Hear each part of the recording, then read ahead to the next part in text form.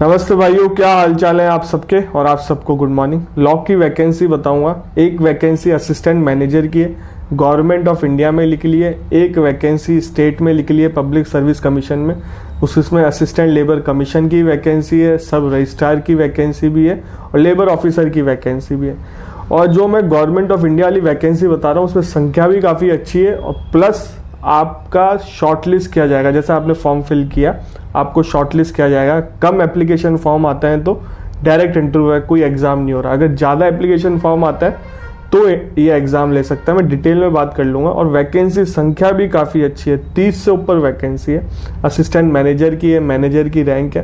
देखो वैकेंसी आती रहती है, अगर आप चैनल से जुड़े रहोगे तो आपको इन्फॉर्मेशन मिल जाएगी। फॉर्म तो फिल कर सकोगे, इसलिए कहता हूँ चैनल को सब्सक्राइब रखो, बेल आइकन दबा के रखो।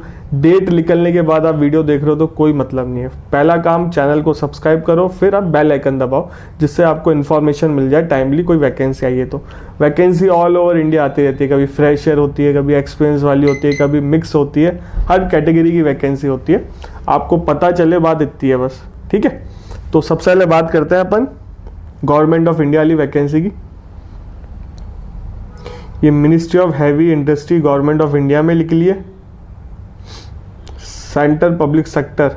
ठीक है, इसमें असिस्टेंट मैनेजर की है 22 वैकेंसी और 40,000 पर मंथ सैलरी है। HRA भी है और अनरिजर्व की 10 है, EWS की 3 है, OBC की 4 है, SC की 4 है और ST की 1 है। ठीक है, इसमें देखो 3 कैटेगरी बना रखी है क्वालिफिकेशन में, आप देख सकते हो। पहले में और लिखा हुआ है, दूसरे में भी और लिखा हुआ है, लास्ट में LLB वाली।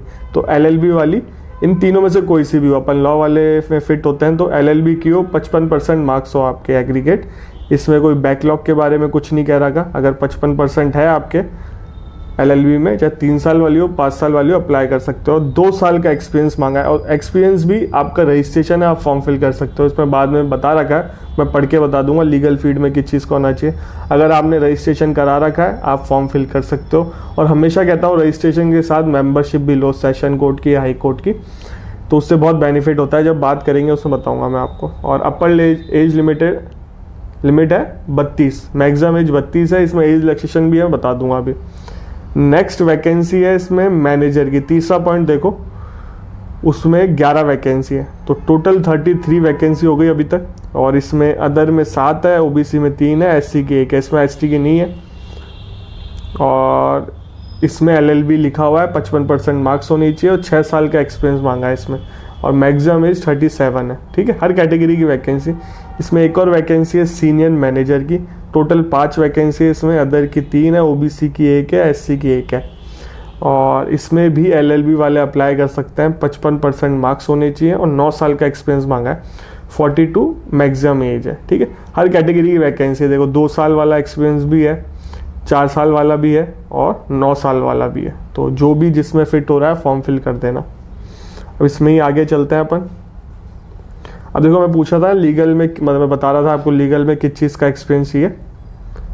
लीगल में आपको चाहिए लेबर कोर्ट, सिविल कोर्ट या डिस्ट्रिक्ट सेशन कोर्ट या हाई कोर्ट, या आप ट्रिब्यूनल में हो, कहीं पे भी हो, सुप्रीम कोर्ट में, अगर इनमें प्रैक्टिस करते हो आप अप्लाई कर सकते हो। मैं पहले कह रहा था रजिस्ट्रेशन आपने करा रखा हो तो आप अप्लाई कर सकते हो। Civil, criminal matter, arbitration, commercial court, contract law, ये सारी चीज़ें लिख रखी है। तो किसी में भी आप फिट होते हो, आप फॉर्म फिल कर सकते हो।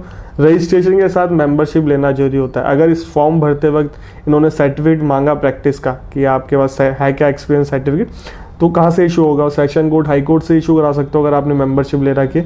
प्रेसिडेंट के पास जाना और सेक्रेटरी के पास जाना, जनरल सेक्रेटरी, वो इशू कर देते हैं अपने साइन करके, तो आप लगा सकते हो। अगर नहीं कर रखी तो आप नॉर्मल रजिस्ट्रेशन बता देना अपना, जितने साल का एक्सपीरियंस है। और इसमें अलाउंसेज भी सारे मिल रहे हैं, चीज़ का ध्यान रखना। HRA भी मिल रहा है, 10% एडिशनल भी मिल रहा है, प्रोविडेंट फंड बेनिफिट भी है, मेडिकल बेनिफिट भी है। तो ये परमानेंट जॉब है। अभी तक कहीं इसमें कॉन्ट्रैक्ट बात नहीं कही गई है। अगर फिर भी आप एक बार पढ़ के क्रॉस चेक कर लेना, जितना मैंने देखा अभी तक कॉन्ट्रैक्ट की बात नहीं कही है इसमें। तो परमानेंट जॉब है एक तरीके से।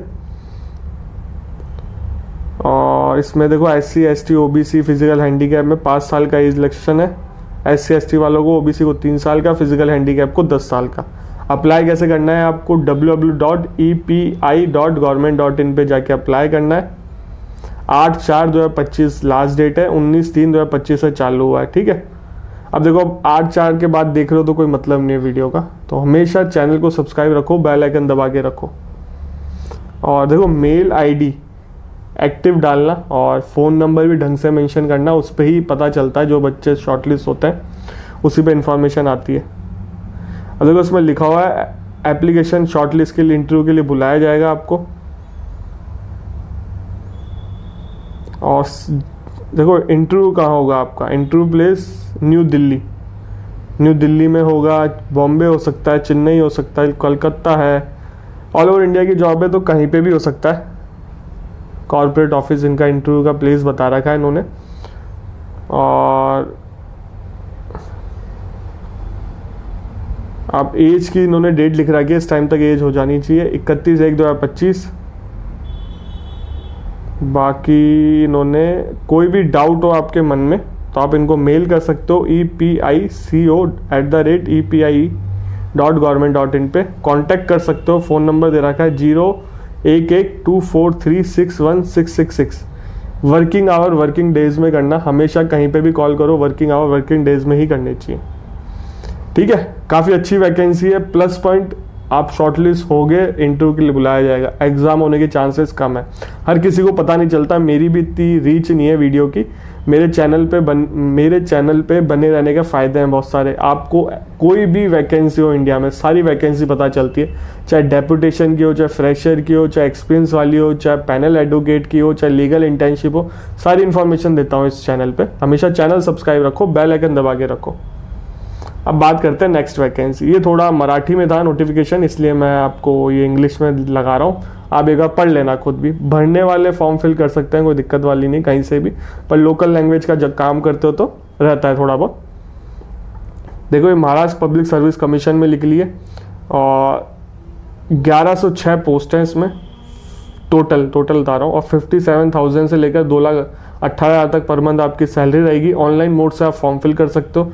ऑफिशियल वेबसाइट बता देता हूँ, mpsc.government.in। ठीक है, इसमें आप वैकेंसी देखो बहुत सारी है। Maharashtra civil service assistant registrar, इसमें आप भर सकते हो, लॉ वाले अप्लाई कर सकते हैं। 15 पोस्ट लिख रखी है इसमें और 19 मिनिमम एज है, मैक्सिमम 38 है।